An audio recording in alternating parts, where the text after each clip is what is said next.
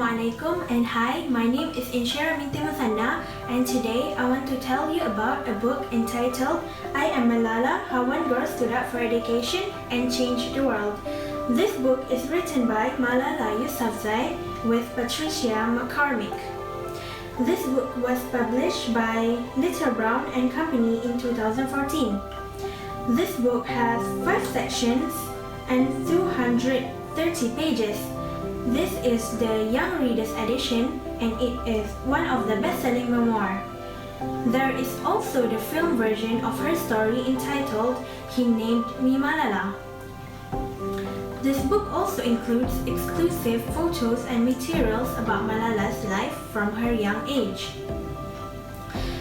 This book is based on a true story of Malala. She has inspired me a lot and I am very amazed because her story has changed the world and she did it since her young age. I think the story about Malala is much more relevant now as we see recent development in Afghanistan. The Taliban has recaptured the whole Afghanistan in the past weeks. International communities raised their concern on what would happen to education, especially for girls, right for women, and other things that had previously experienced violation by Taliban. Back to Malala. She is an international symbol of peaceful protest and the youngest ever Nobel Peace Prize winner, where she won the prize in 2014. The United Nations, in recognizing her struggle, has declared July 12 as Malala Day. She started her campaign for girls' education only at the age of 10 when the Swat Valley was being attacked by terrorists and education was threatened.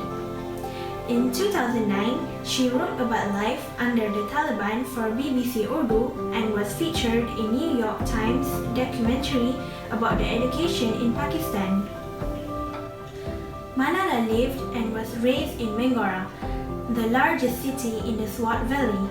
Swat was known for its beauty, and tourists come all over to see its tall mountains, lush green hills, and crystal clear river. This is one of the beautiful pictures of Swat Valley.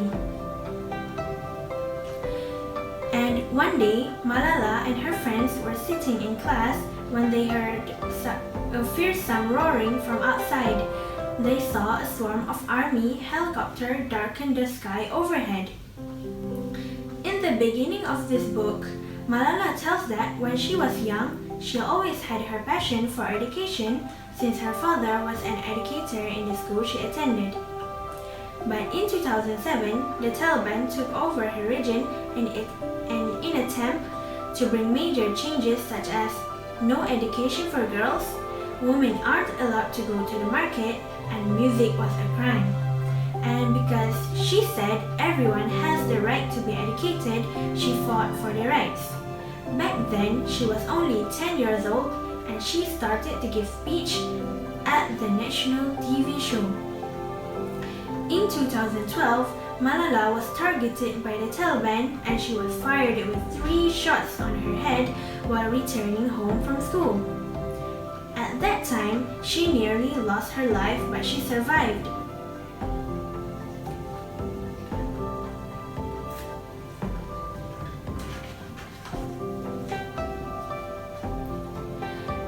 This is the bus that she rode that day. It does not look big nor comfortable, and it is very different from the school bus that we have here in our country. So, you can imagine how can she escape from the shot. After that, Malala was airlifted to a military hospital in Peshawar, and she also went to many other hospitals. After then, she was brought to Birmingham in England to receive future treatments. This is the picture of Malala on her first day in Birmingham Hospital. After months of surgeries and rehabilitation, she joined her family and lived a peaceful life in Birmingham.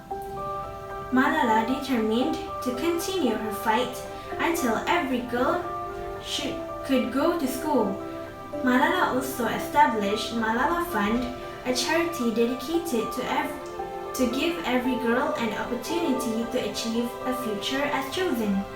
In recognition of her work, Malala received the Nobel and became the youngest ever Nobel laureate. And what else I like from this book is it listed a timeline of important events, beginning from the creation of Pakistan in 1947, the First, Second and Third Indo-Pakistani War, the political development in Pakistan like who became the Prime Minister until the event of the Taliban or the US fights against terrorism. In my opinion, education is important because we can gain more knowledge and at the same time it also helps us to develop new skills.